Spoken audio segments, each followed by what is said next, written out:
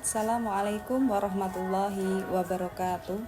Innal hamdalillah nahmaduhu wa nasta'inuhu wa nastaghfiruh wa na'udzu billahi min syururi anfusina wa min sayyiati a'malina. May yahdihillahu fala mudhillalah wa may yudlil fala hadiyalah. Wa asyhadu an la ilaha illallah wahdahu la syarikalah wa asyhadu anna Muhammadan abduhu wa rasuluh. Amma ba'du.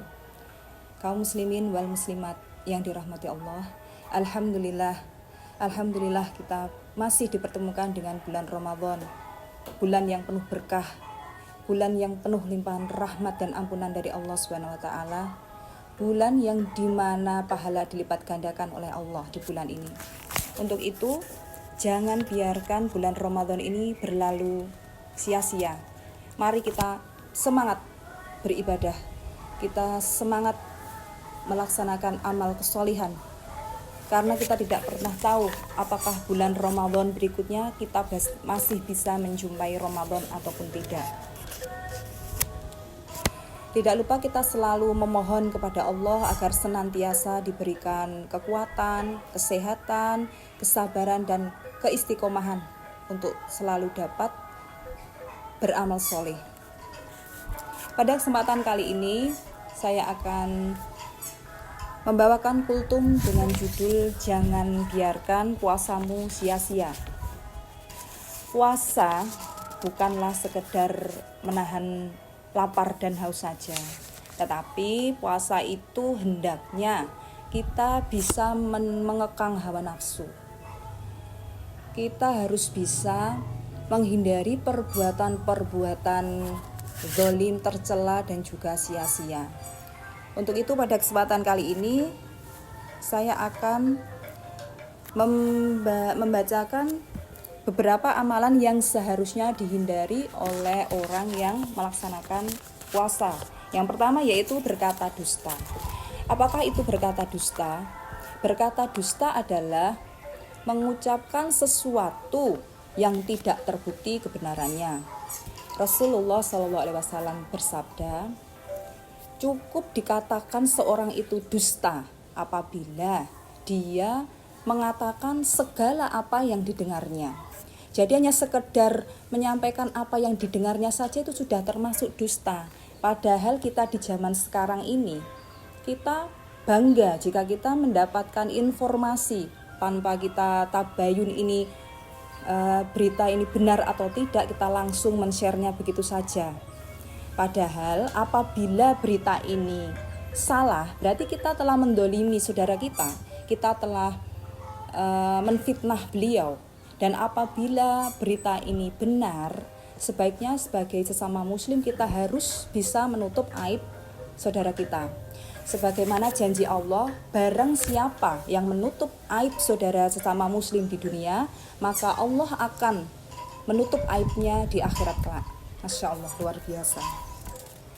Kemudian dari Abu Hurairah, Rasulullah SAW bersabda, barang siapa yang tidak meninggalkan perkataan dusta dan malah mengamalkannya, maka Allah tidak butuh lapar dan haus yang dia tahan.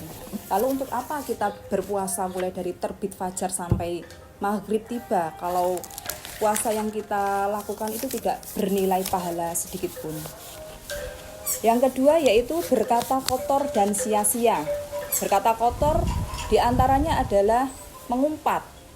Jadi ada sebagian dari kita yang seperti sudah latah apabila terkena musibah, jatuh, tertimpa kesialan, dia secara otomatis langsung mengeluarkan kata-kata buruk. Kemudian termasuk tadi menggibah, menggunjing, namimah, mengadu domba, dan juga mencela muslim yang lain. Jadi memang terkadang kita itu mudah sekali mencela orang lain. Ada orang berjalan, tiba-tiba kita bicarakan keburukannya, kita bicarakan aib-aibnya. Padahal kelak di akhirat itu kita sudah cukup berat bertanggung jawab atas amal kita masing-masing. Jadi cukup, sudah tidak perlu kita mengkoreksi orang lain, tidak perlu kita menilai orang lain, cukup kita memperbaiki amal diri kita sendiri. Kemudian berkata sia-sia. Misalnya kita ngobrol yang terlalu lama, memang ngobrol boleh-boleh saja, tetapi apabila ngobrolnya itu sampai memakan waktu sehingga kita lupa berzikir pada Allah, maka itu yang harus kita hindari. Apalagi di bulan Ramadan ini kita harus memperbanyak zikrullah, zikir kepada Allah, dan sebaik-baik zikir adalah membaca Al-Quran. Sebagaimana kita tahu, satu huruf dalam Al-Quran itu bernilai 10 pahala kebaikan. Dan di bulan Ramadan pahala dilipat gandakan. Terlebih lagi jika kita memperbanyak membaca Al-Quran, insya Allah di bulan Ramadan ini kita bisa memanen banyak pahala. Amin, insya Allah. Kemudian yang ketiga, menghindari maksiat secara umum. Maksiat secara umum yang kita tahu misalnya ya berjudi, minum khamr, durhaka kepada orang tua, mencuri, memukul, dan lain sebagainya. Hal tersebut memang tidak membatalkan puasa, tetapi hal tersebut bisa mengurangi pahala puasa, bahkan bisa membuat amalan puasa kita sia-sia, tidak mendapatkan pahala. Maka dari itu kita harus selalu berlindung kepada Allah, semoga kita terhindar dari perbuatan tersebut. Dan insya Allah perjalanan kita di bulan Ramadan ini masih panjang. Mari kita berbenah diri, kita berhati-hati menjaga ucapan, menjaga perbuatan kita, supaya apa saja yang kita lakukan di bulan Ramadan ini bernilai pahala, dan bukan sebaliknya, malah membuat amalan puasa kita menjadi sia-sia. Mungkin sekian kultum kali ini dari saya. Selamat menjalankan ibadah puasa. Semoga Allah menerima amal ibadah kita di hari ini, di bulan ini.